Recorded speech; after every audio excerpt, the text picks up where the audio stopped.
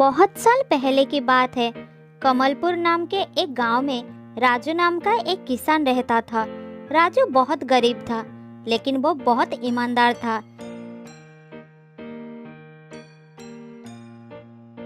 एक दिन राजू खेतों में कुछ काम कर रहा था। तभी जंगल की तरफ से एक बैल निकल आया और वो सीधा राजू के पास आकर रुक गया।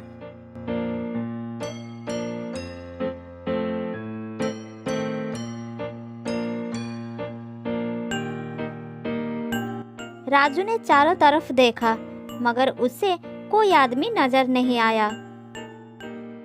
अरे ये क्या? ये किसका बैल है? इसका मालिक तो कहीं दिख ही नहीं रहा। इधर शाम भी होने वाली है। मैं एक काम करता हूँ, इसे अपना घर ले चलता हूँ। मुझे लगता है ये काफी भूखा भी है।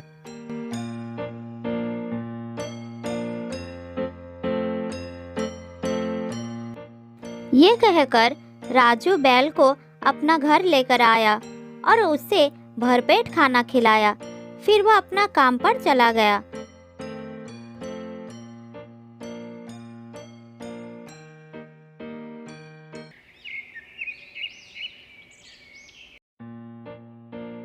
ऐसे ही कुछ दिन बीत गया, लेकिन बैल को उसका मालिक लेने नहीं आया। बैल भी राजू के घर रहने लगा। इस तरह कुछ दिन रहने के कारण दोनों में बहुत अच्छा संपर्क हो गया।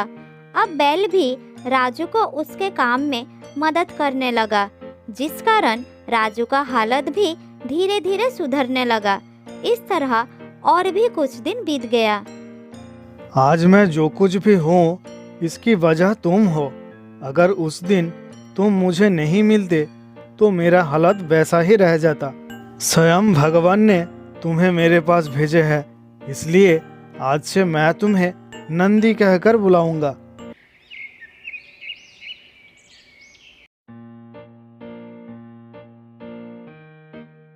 नंदी हमेशा आजाद रहना पसंद करता था, इसीलिए राजू ने उसको कोई भी रस्सी नहीं लगाया था। जब भी खेतों का काम हो जाता, तब नंदी इधर उधर घूमता रहता था। फिर शाम होने से पहले घर लौट आता था। राजू ने नंदी के लिए एक छोटा सा घर भी बना दिया था। इस तरह दोनों की जिंदगी बहुत अच्छी तरह से काट रही थी।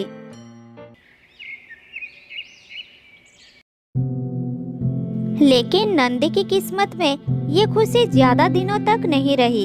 एक दिन अचानक राजू की मृत्यु हो जाती है, जिसके कारण नंदी बहुत दुखी हो जाता है और वो अपने मालिक के मृत शरीर के पास खड़ा होकर रोने लगता है। उसे नहीं पता कि अब क्या करना चाहिए, क्योंकि राजू के घर में उसकी देखभाल करने वाला कोई नहीं था। इसीलिए उसने मन ही मन सोचा कि जब उसका मालिक ही जीवित नहीं रहा तो वो यहाँ रहकर क्या करेगा। फिर वो बहुत दुखी होकर जंगल की तरफ चला गया।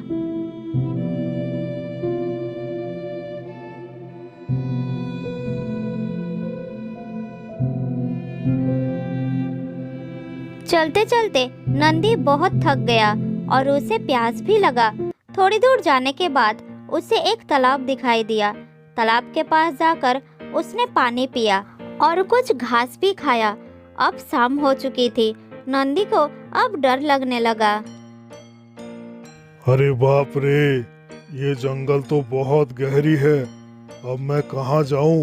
मैं बहुत थक भी गया हूँ। अब मुझे थोड़ा आराम करना ही होगा। नंदी इधर उधर आग घुमाया तो उसे एक गुफा नजर आया। फिर वो गुफा के पास गया और सीधा अंदर चला गया।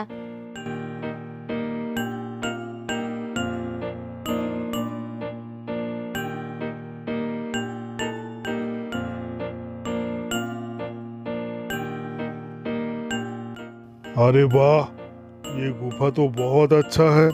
मेरे रहने के लिए काफी सुंदर है। इसके अंदर गर्माहट भी है। बाहर बहुत ठंड है।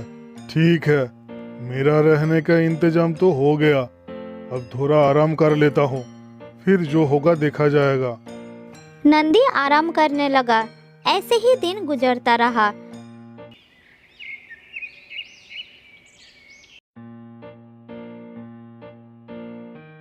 नंदी रोज सुबह गुफा से निकलकर तालाब के पास जाता, पूरे दिन हरी हरी घास खाता, फिर पानी पीकर शाम होने से पहले गुफा में लौट आता।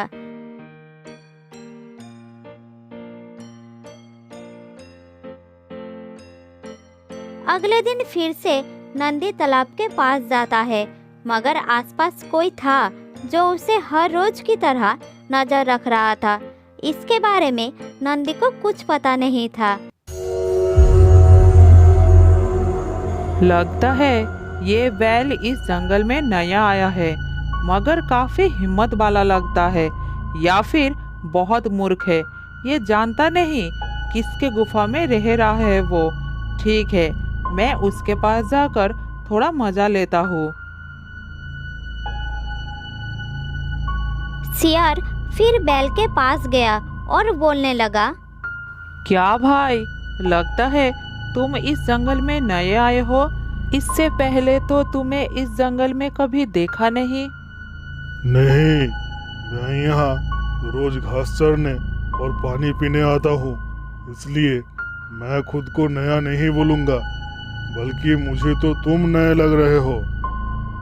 तुम तो मजाक काफी अच्छा कर लेते हो, लेकिन तुम्हें पता नहीं इस जंगल में तुम्हारे जैसे छोटे मोटे जानवरों को हमेशा खतरा रहता है। अरे वाह, मजाक तो तुम अच्छा कर रही हो। एक सियार एक बैल को छोटा जानवर कह रहा है। तुम्हारी बात सुनकर मुझे बहुत हंसी आ रहा है। तुम्हारी हिम्मत कैसे हुई मेरा मजाक उड़ाने का? मैं इस जंगल की राजा हूँ। इस जंगल के सारे जानवर मुझसे डरते हैं। मैं इतना बेवकूफ नहीं हूँ कि एक छोटा सा सियार को अपना राजा मान लूं। बैल की बात सुनकर सियार को बहुत गुस्सा आ गया, फिर वो वहां से चला गया।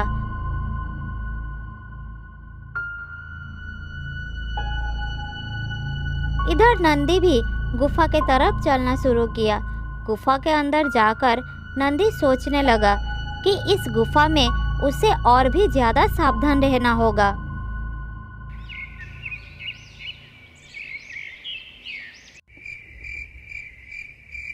एक दिन रात को जब नंदी गुफा के अंदर आराम कर रहा था, तभी उसने देखा एक शेर गुफा के तरफ आ रहा है।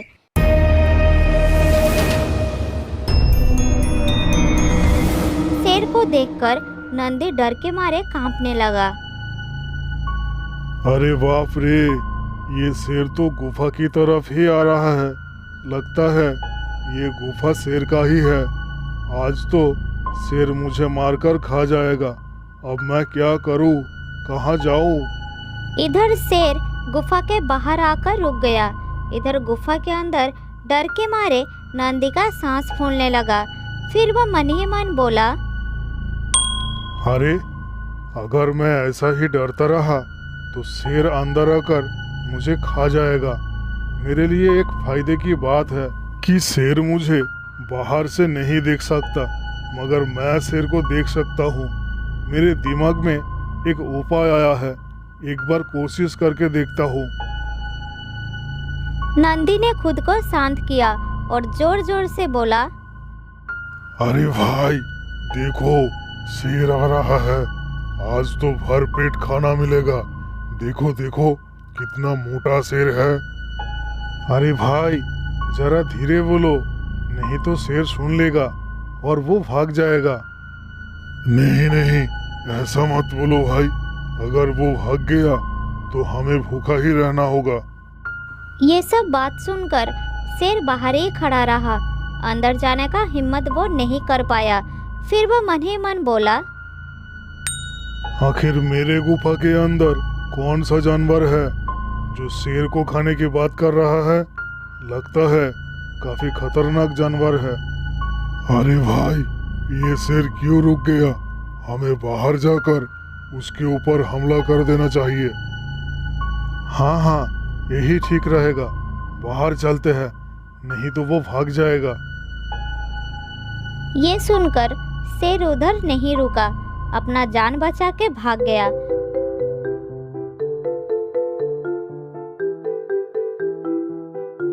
इधर शेर को भागते हुए उस सियार ने देख लिया। फिर वो इसके कारण जानने के लिए उसे रोकता है। फिर पूछने लगा, अरे शेर भैया, ऐसे भाग क्यों रहे हो? क्या हो गया आपको? अरे सियार भाई, अपना जान बचाने के लिए भाग रहा हूँ, और थोड़ी देर मैं उधर रुकता तो वो मुझे पकड़कर खा जाते। किसकी इतनी हिम्मत है जो आपको पकड़कर खा लेता? क्या हुआ है, जरा मुझे बताइए। सियार भाई, मेरे गुफा के अंदर 2 खतरनाक जानवर है। वो दोनों मुझे खाने के लिए इंतजार कर रहे थे, और दोनों की बात मैंने अपने कानों से सुना है। लगता है आप पागल हो गए हो। अरे शेर भैया, उधर कोई खतरनाक जानवर नहीं है, वहाँ एक बैल रहता है, उसी ने आपको उल्लू बनाया है। क्या तुम सच बोल रही हो? मुझे तो ऐसा नहीं लगता। क्या इसमें तुम्हारी कोई चाल तो नहीं है मुझे मरवाने के लिए? अगर ऐसा हुआ तो मैं तुम्हें खा जाऊंगा। नहीं शेर भैया, मैं सच बोल रहा हूँ। आपको झूठ बोलूं, इतनी हिम्मत मुझ में नहीं है। मैं इस बैल को अच्छी तरह से जानता हूँ। वो आपकी अनुपस्थिति का फायदा उठाकर कुछ ही दिनों से वहाँ रह रहा है। उसने मेरे साथ बुरा व्यवहार भी किया है। जैसे तैसे करके सियार ने शेर को मना लिया। फिर दोनों गुफा की तरफ चलना शुरू कर दिए। इधर नंदी ने शेर को सियार के साथ आता देखकर सब कुछ समझ गया, और जैसे ही दोनों गुफा के पास आए तो फिर से उसने बोला, अरे ओ बेवकूफ सियार, तुमने तो कहा था कि तुम 2 शेर पकड़ कर लाओगे, लेकिन तुमने तो एक ही शेर को लाए हो। क्या इस जंगल में और शेर नहीं है? एक शेर से हमारा पेट नहीं भरेगा। अब बाहर खड़ा होकर क्या कर रहे हो? उसे अंदर लेकर आओ। ये बात सुनकर शेर और भी डर गया। फिर गुस्से भरी आंखों से सियार की तरफ देखा और बोला, धोखेबाज, तो ये सब तेरी चाल है मुझे मारवाने के लिए। आज तो मैं तुझे नहीं छोड़ूंगा, तुझे खाकर ही दम लूंगा। शेर की गुस्सा देखकर सियार बहुत डर गया और वो भागने लगा। सियार को भागते देखकर शेर भी उसके पीछे भागने लगा।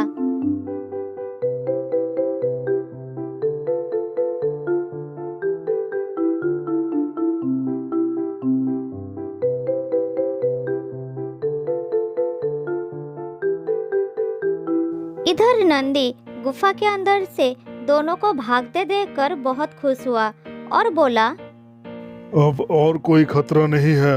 आज से मैं इस गुफा में आराम से रह सकता हूँ। शेर अब कभी भी इस गुफा की तरफ नहीं आएगा। उस दिन के बाद से नंदी उस गुफा में आराम से रहने लगे और शेर भूलकर भी उस गुफा की तरफ मुड़कर नहीं देखा। तो दोस्तों, एक बैल ने कैसे मुसीबत के समय शांत रहा और निडरता पूर्वक अपनी जान बचाई, इसी प्रकार हमें भी मुसीबत के समय शांत और निडर रहकर मुसीबतों का सामना करना चाहिए। बहुत साल पहले की बात है। समंदर के किनारे सुंदरबन नाम का एक बहुत ही खूबसूरत जंगल था। उस जंगल में खुशी नाम की एक हिरनी रहती थी। खुशी सिर्फ नाम में ही खुशी थी, बल्कि उसके जीवन में बहुत दुख था। खुशी अब गर्भवती थी। कुछ दिन पहले एक शेर ने उसके पति को मार डाला। उस दिन से खुशी उस जंगल में अकेली रहती थी। वो हमेशा अपने आने वाले बच्चे के बारे में सोचती रहती थी। वो बस यही सोचती रहती थी कि वो अकेले अपने बच्चे का पालन पोषण कैसे करेगी। हे भगवान, मेरा बच्चा इस दुख भरे जीवन में आने वाला है। तुम हमेशा उसे सभी खतरों से रक्षा करना। मुझे तुमसे और कुछ नहीं चाहिए। मैं अपना बाकी जीवन अपने बच्चे के साथ शांति से बिताना चाहती हूँ।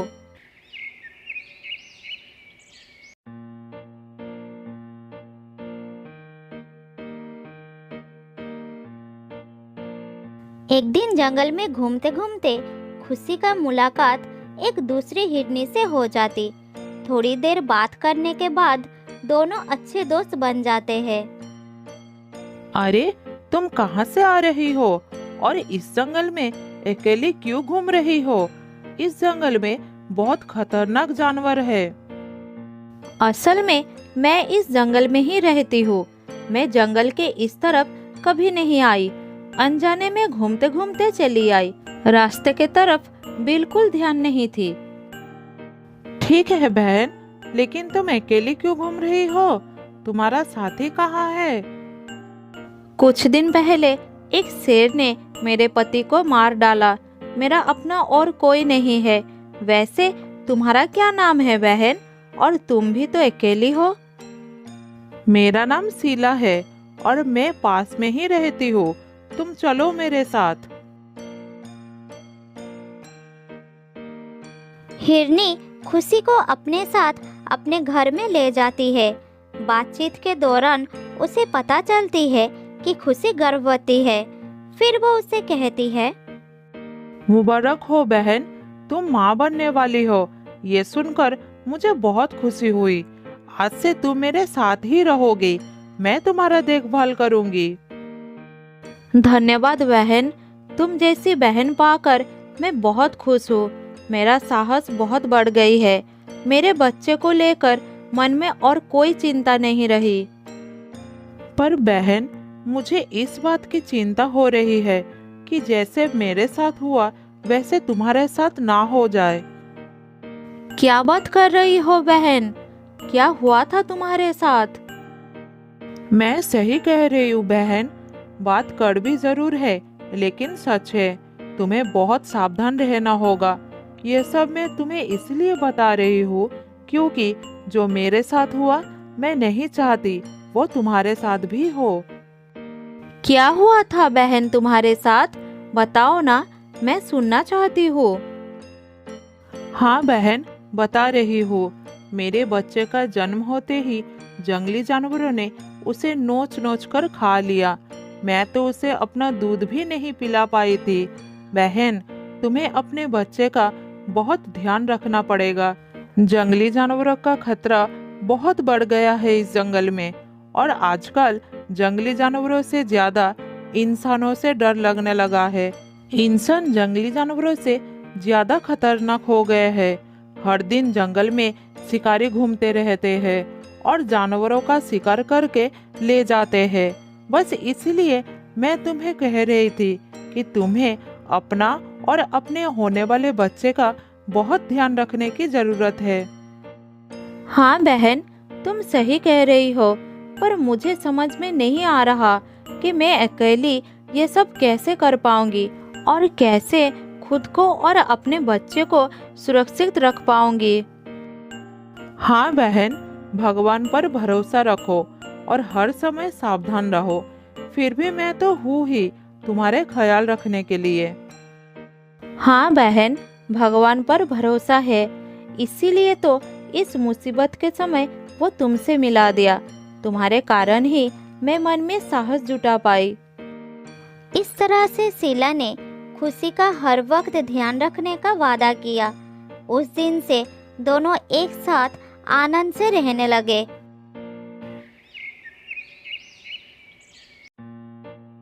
एक दिन शीला खाना ढूंढने के लिए जंगल में जाने की सोचती है। फिर वो खुशी से कहती है, बहन, घर में खाने का कुछ नहीं है। मैं जंगल में जा रही हूँ। अपना ध्यान रखना। हाँ बहन, सावधानी से जाना और जल्दी वापस आना। मैं तुम्हारी इंतजार करूंगी।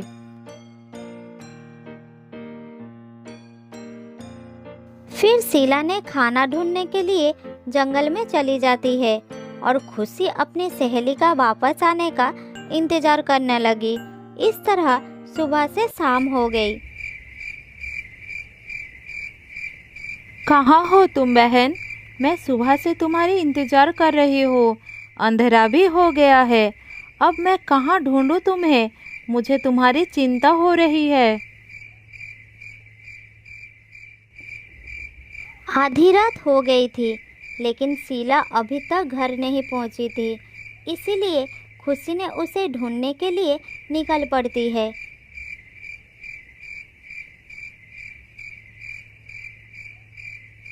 शीला को ढूंढते ढूंढते वो जंगल से बहुत दूर निकल गई थी।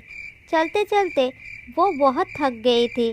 थकावट के कारण वो चल भी नहीं पा रही थी। फिर वो एक पेड़ के नीचे बैठकर आराम करने लगती है। दूर से जंगली जानवरों का आवाज़ सुनाई देती है।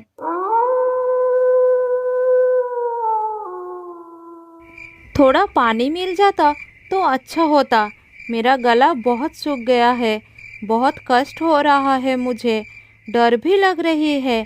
जंगली जानवरों का आवाज़ सुनाई दे रहा है। कहाँ हो तुम बहन? जल्दी वापस आओ। मुझे बहुत घबराहट हो रही है।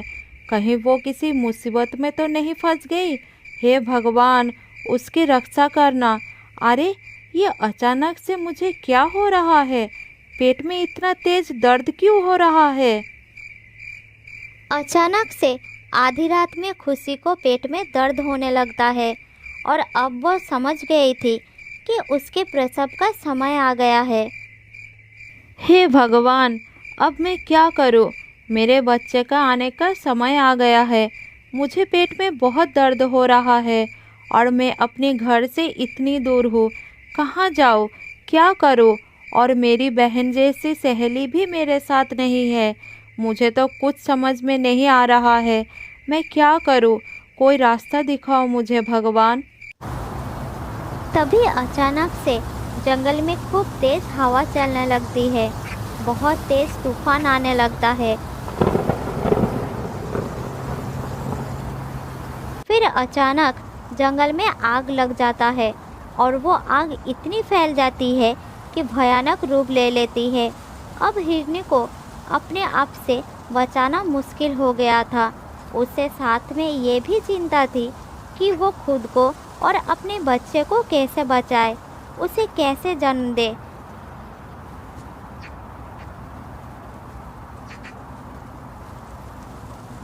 फिर वो किसी तरह से आग से बचते बचाते एक झाड़ियों के पीछे छुप जाती है, लेकिन आग वहां तक भी पहुंच जाती है।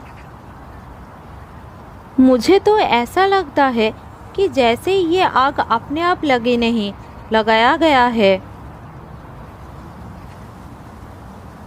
बड़ी मुश्किल से खुशी अपने बच्चे को जन्म देने के लिए वहां से भागकर एक बड़ा सा पत्थर के नीचे बैठ जाती है और बच्चे को जन्म देने लगती है। तभी अचानक उसे किसी के कदमों के आवाज़ सुनाई देती है। जैसे ही वो पीछे मुड़कर देखती है कि एक शिकारी उसे शिकार करने के लिए बंदूक लेकर खड़ा है।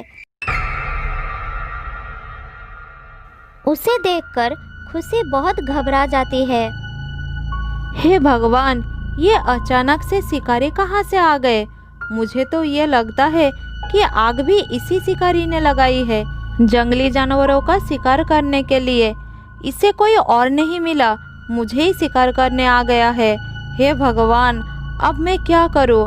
ना मैं यहाँ से उठ पा रही हूँ और ना कुछ कर पा रही हूँ। भाग भी नहीं सकती। जंगल में भयानक आग लगी है। ऐसा करती हूँ, पत्थर की दूसरी तरफ से चुपके से निकल जाती हूँ। जैसे ही खुशी ने अभी सोचा ही था कि वो पत्थर की दूसरी तरफ से धीरे धीरे करके निकल जाएगी, तभी उसकी नज़र पत्थर की दूसरी तरफ पड़ती है। वो देखती है कि एक शेर उसकी शिकार करने के लिए घात लगाकर बैठा है। शेर को देखकर खुशी बहुत घबरा जाती है और रोने लगती है। हे भगवान, आज तो मेरी ये कैसी परीक्षा ले रहे हो? एक तरफ मैं बच्चे को जन्म देने वाली हूँ, दूसरी तरफ तूने जंगल में आग लगा दी, तीसरी तरफ शिकारी मेरे शिकार करने के लिए खड़े हैं और चौथी तरफ शेर मुझे खाने के लिए तैयार है। चारों तरफ से तुमने मुझे घेर रखा है। अब मैं यहाँ से उड़ भी नहीं पाऊँगी। मुझे माफ़ कर देना मेरे बच्चे। मुझे पता नहीं मैं तुझे जन्म दे पाऊँगी या नहीं, पर जो भी, अब भगवान मुझे तुम पर ही भरोसा है। आज मैं तुम्हारा चमत्कार देखना चाहती हूँ। फिर खुशी ने अपना मन शांत किया, रोना भी बंद किया। फिर धीरे धीरे अपने बच्चे को जन्म दिया। तभी अचानक से बिजली गिरती है। बिजली सीधा जाके शिकारी के ऊपर गिरी और शिकारी के बंदूक से गोली निकलकर सीधा शेर के माथे पर लगी। फिर धीरे धीरे बारिश शुरू हो गई। बारिश इतनी तेज शुरू हुई कि जंगल की सारी आग बुझ गई। इस तरह से खुशी और उसका बच्चा दोनों सुरक्षित हो गए। ये चमत्कार होता हुआ देखकर खुशी बहुत हैरान थी। फिर धीरे धीरे बारिश थम जाती है और थोड़ी देर बाद सुबह भी हो जाती है।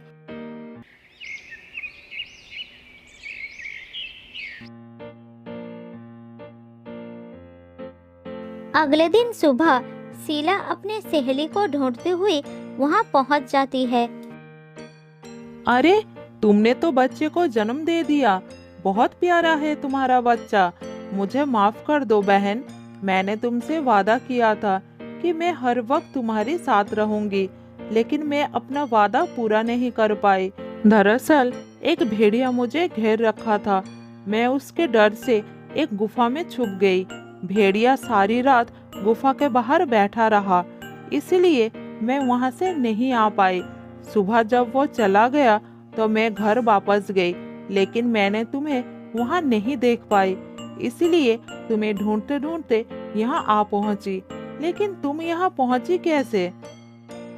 बहन, मैं तुम्हें यहाँ ढूंढती हुई आई थी। तुम्हारे लिए मुझे बहुत चिंता हो रही थी, इसीलिए मैं घर पर नहीं बैठ सकी। फिर तुम्हें ढूंढने के लिए जंगल में आ गई। पर यहाँ पर ऐसा क्या हुआ? ऐसा लग रहा है जैसे यहाँ पर कोई बहुत बड़ी घटना घटी हो और उसके बाद पूरा जंगल शांत पड़ा हो। कुछ नहीं बहन, कभी कभी भगवान हमारी परीक्षा लेते हैं और कभी कभी हमारे बुरे से बुरा समय आ सकता है, पर हमें हिम्मत नहीं हारनी चाहिए, धैर्य रखनी चाहिए। भगवान पर अपनी आस्था बनाकर रखना चाहिए। हमें भगवान पर पूरा भरोसा होना चाहिए।